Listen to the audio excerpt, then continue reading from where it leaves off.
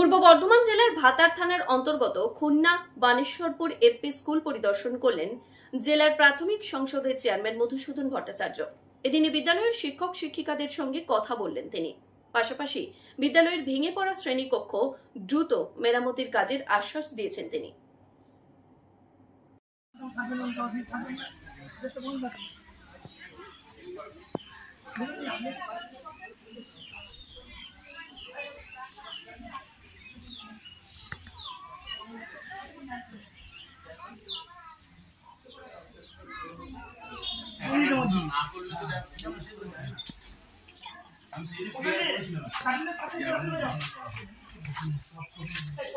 আমি গেছিলাম, আমরা তো ডিপিও তো করেছিলাম। আমি না ডিপিও তো আমি করেছিলাম, আমি স্যার সব জায়গায় করেছি মোটামুটি। আপনার ডিপিও কি করবে? হ্যাঁ, তো ওনারা দেখা যায় 22 সালে ওনারা পাঠিয়েছিলেন প্রিন্সিপাল সেক্রেটারির কাছে। এবং আমাদের স্কুলটা হাই প্রায়োরিটি দিয়ে এক নম্বরে, তাতে স্যার কিছু হয়নি। না, বানেশ্বরপুর এপি স্কুলে এসেছি। এখানকার স্কুলের যে অবস্থা সেটা যারা দেখতে এসেছি, যে সমস্ত অসুবিধাগুলো হচ্ছে সেগুলো আমাদের এই শেখ জামিল আলম, যিনি সম্প্রতি প্রধান শিক্ষক হিসেবে জয়েন করেছেন, তার সঙ্গে অন্যান্য শিক্ষিকা তাদের সঙ্গে আমরা আলোচনা করে জানতে পারলাম খুবই অসুবিধার মধ্যে দিয়ে চলছে।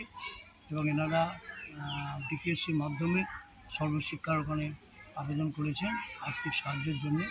আমরাও দেখে গেলাম, আমরা সেইভাবে আলোচনা করে যেখানে যা বলার, এমনকি মাননীয় মন্ত্রী মহোদয়ের দৃষ্টি আকর্ষণ করার ব্যবস্থা নেওয়া হবে, আমরা নেব। এবং তার সঙ্গে সঙ্গে মাস্টারমশাইদের দিদিমণিদের তাদের অনুরোধ করে যাচ্ছি। এখানে একটা দেখছি আইসিডিএস সেন্টার রয়েছে, তারও দিদিমণিকে আমরা আবেদন করছি যে আপনারা অনেক কষ্টের মধ্যে দিয়ে লেখাপড়া করাচ্ছেন, আপনারা আরেকটু ধৈর্য ধরে এবং যথেষ্ট সতর্কতার সঙ্গে যেমন করছেন সেইভাবে করবেন, কারণ এটা আপনাদেরই বাড়ির ছেলেমেয়ে, আমাদেরই বাড়ির ছেলেমেয়ে রয়েছে। স্কুল ছাড়া, ছাত্রছাত্রী ছাড়া আমাদের তো কেউ নেই। স্কুলে যতক্ষণ আসি আমরা, এটাই আমাদের সংসার, এটাই পরিবার। কাজেই তারা যথেষ্ট দক্ষতার সঙ্গে এবং তৎপরতার সঙ্গে কাজ করছেন বলেই শিক্ষাটা ভালোভাবে চলছে। এখানে প্রতিকূল অবস্থা যেটা রয়েছে সেটা আমি মাননীয় ডিআই সাহেব বা অন্যান্য এআই সাহেবের সঙ্গে আলোচনা করে শিক্ষার জেলা পরিষদের কর্মাধ্যক্ষ শিক্ষার তার সঙ্গে আলোচনা করে যা যা ব্যবস্থা নেয়, স্থানীয় বিধায়ককে সঙ্গে আলোচনা করে পরামর্শ করে আমরা ব্যবস্থা নেব। 2022 আমাদের কপি দিলেন, ডিপিওর কাছে মাঝে মাঝে টাকা আসে, ওরা এইটাকে